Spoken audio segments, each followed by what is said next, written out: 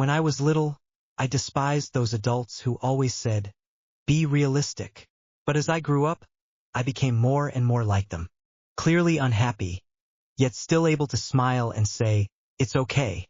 Clearly exhausted, yet constantly trying to appear obedient, decent, and never troublesome. We think this is called growing up, but more often than not, it's actually the retreat of the self. Today's video will completely overturn your understanding of maturity. We will deconstruct how social expectations gradually shape you into what others want to see, and how they silently steal your joy, your ability to feel, and even your freedom of choice in life. I can speak on this topic not because I start from theory, but because I start from the mechanisms of the human psyche. I'll guide you through psychology, sociology, and the model of self-construction, layer by layer, to unravel the process of alienation, and help you recover the version of yourself you were meant to become. This is a message every adult who no longer feels like themselves needs to hear. We always say one must have a sense of self, but in reality, most people have long since gotten used to hiding who they really are. It's not that you've changed, it's that you've been tamed, bit, by society's expectations. Why are social expectations more powerful than you think? Imagine your life as a river. You were meant to flow freely. But people keep throwing stones into the water. These stones are social expectations. At first, you dodge them, but as the stones increase, the flow of water is forced to change course.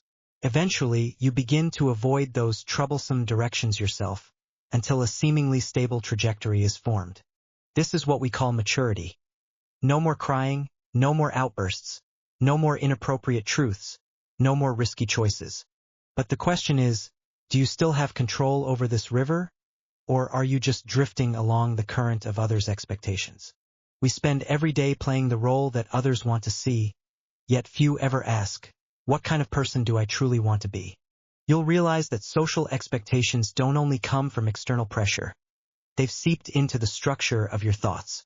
I use a simplified psychological model to help you understand how it controls you, the SEI model, social expectation internalization. Step 1, social gaze. What should you be like? At first, it's passed through the gaze and words of others.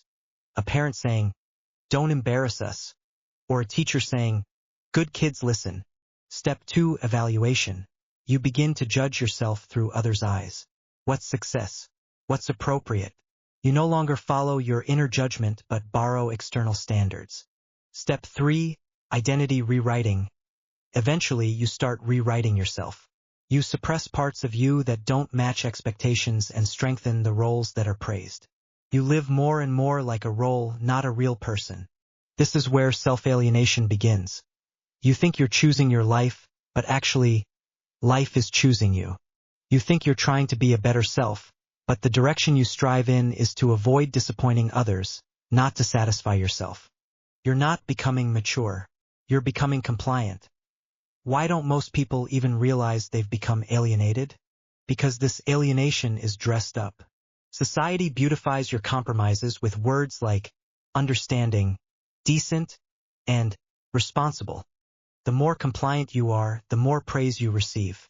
The more you stay true to yourself, the more criticism you face. Inappropriate, immature, overly sensitive. And you start to internalize those standards, even telling your inner voice to shut up. It's like a tree. It could have grown freely toward the sun, but people tie ropes to its branches, trim it, bend it, and call it gardening. But have you ever thought, maybe it could have grown more freely? Maturity doesn't mean numbness. Stability doesn't mean suppression. One crucial reversal in perspective is, stability is not about eliminating all change, and maturity is not about flattening emotions. True maturity is continuous self-awareness. True stability is knowing what pace allows you to grow comfortably. But we often confuse compliance with growth. We mistake the version of ourselves that others like for our true selves. This is a misalignment of existence. Psychologically speaking, this is when an individual loses internal consistency during the process of socialization in exchange for external recognition. That's why so many middle-aged people look successful on the outside but feel exhausted, out of control, and hollow inside, because they've treated life like project management instead of a lived experience. You're less and less like yourself, because self-alienation is quietly happening. Have you ever felt this way? That things are still happening, but it feels like you do things every day but no longer feel like doing them. You start to feel tired, empty, and vaguely wrong, but can't pinpoint what's off. That's self-alienation at work. Not something that happens instantly, but a slow internal disconnection. You haven't turned bad. You've just drifted farther from yourself. Self-alienation isn't just low mood.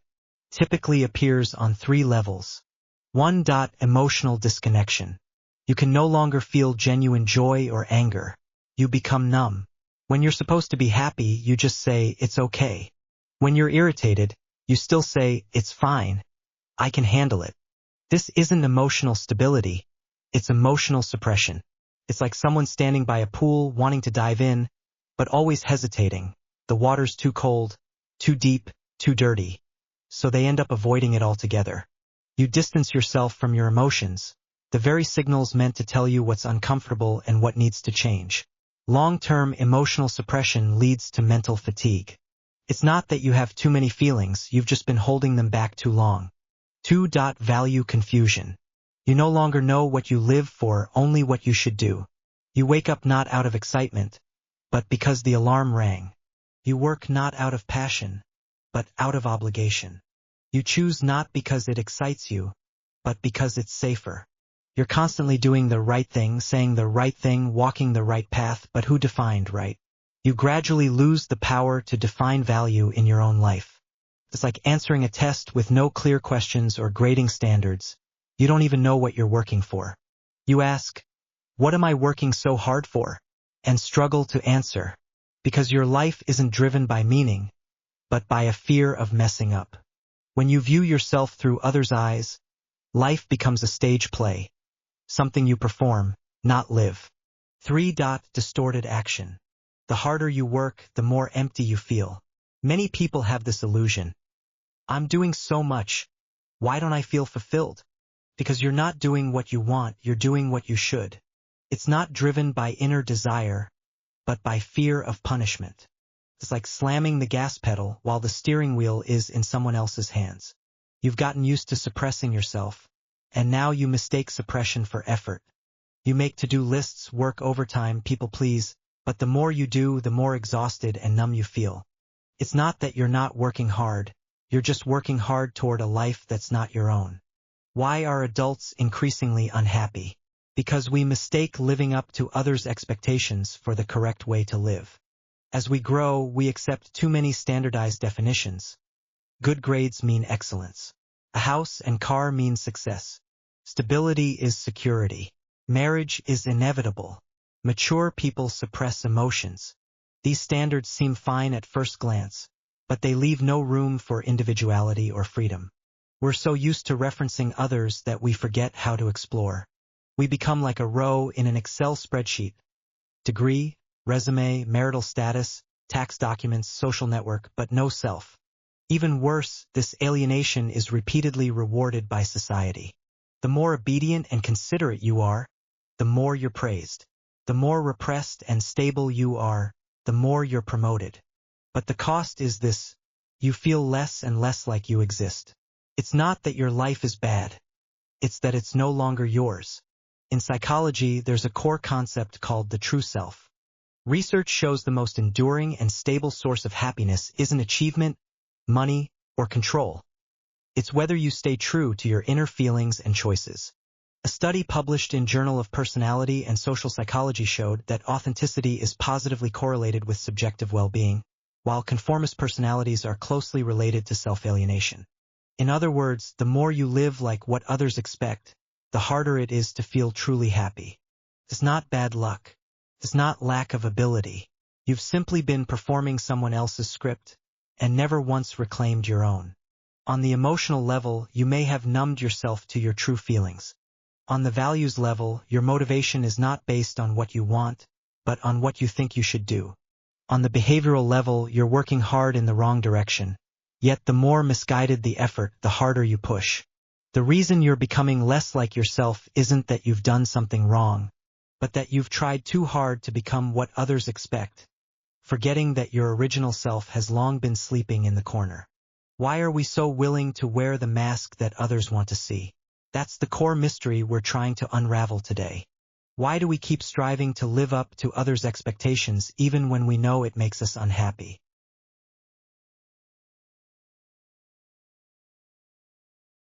Because the mask doesn't just come from society, it also comes from our fear of relationships. Social psychologist Eric Fromm pointed out in Escape from Freedom that people fear true freedom because freedom requires taking full responsibility. When we start to be ourselves, we must also bear the consequences: failure, loneliness, being misunderstood. Becoming the person others expect is a seemingly safe compromise. It's a recognized and rewarded role, non-confrontational, obedient, and praised. The adults who play along appear mature, reliable, and composed. But this form of maturity is only an illusion. It doesn't come from within, but is built entirely on how others evaluate us. You're not growing, you're training yourself to adapt to others. You think you're pursuing social acceptance, but in reality, you're escaping from a fear of losing control over yourself. In other words, we try to please society because we're afraid of being abandoned. We conform to expectations because we don't trust ourselves enough. So every time you put should before want, you're silently saying, I don't deserve to be accepted as I truly am. How do we stop living as others expect us to? Here's a 3-level deconstruction model. Escaping societal expectations doesn't mean you have to become rebellious. The real goal is to build an authentic self without severing your social connections. Let's break this into 3 actionable layers. Level 1. Awareness. Recognize who you're living for. Try the expectation identification method. Take a piece of paper and list all your major decisions over the past 3 years: job, relationships, social life, etc. After each one, ask yourself, who did I make this decision for? You may be shocked to realize that more than half of them weren't made for yourself, but to meet your parents' expectations or under pressure from your peers. That inner voice saying, a grown-up should be like this, is the script of societal norms. Awareness is the first step in separating social definitions from your own inner voice. Level 2. Reconstruction. Build your own self-worth map. Many people feel unsure about their self-worth because they constantly use other standards to judge themselves. The goal of this level is to let your sense of good enough come from your own dimensions of value. Try writing down 3 actions, not results, that make you feel proud of yourself. For example, I kept going down this path even when no one believed in me. I didn't give up during my lowest point. I told a friend I was uncomfortable instead of just going along. When you start defining value in your own terms, you break free from the rating system that controls you. Level 3. Connection. Find people who accept the real you. The deepest loneliness isn't having no one around. It's having to wear a mask in every interaction. Real freedom isn't, I don't need anyone. It's, I can connect with others without pretending. The action step here is to take off a small mask within your familiar circle. For example, tell your colleague, actually, I'm not a big fan of this overtime culture. You'll find that not every honest word is rejected. Many are just waiting for someone to speak up first. So what about those adults who seem to go along with the times, who always smile and say, it's fine, I can do it, who never complain about working late, never make a fuss at gatherings, and behave so well at home? Have they really disappeared into their roles? Are they truly happy? Or are they just wrapping themselves in the image others want to protect themselves from the coldness and uncertainty of the world? We're turning into a collection of social masks, slowly boxing up our most authentic selves and chaining them with shoulds. But have you noticed? Those adults shaped by expectations often smile the hardest and feel the emptiest inside. You're not unhappy. You're just not living like yourself anymore. And here's the deeper sorrow. Living up to others' expectations doesn't just affect your choices. It changes how you express emotions. Have you ever felt deeply wronged, but smiled and said, it's nothing? Wanted to say no, but said yes immediately? Always taking care of others' feelings, but never asking yourself, what about me? You, who have always been so considerate, when will you get to be selfish just once? Behind that ever-smiling adult, Is there a child who never dares to cry, to be angry, or to love?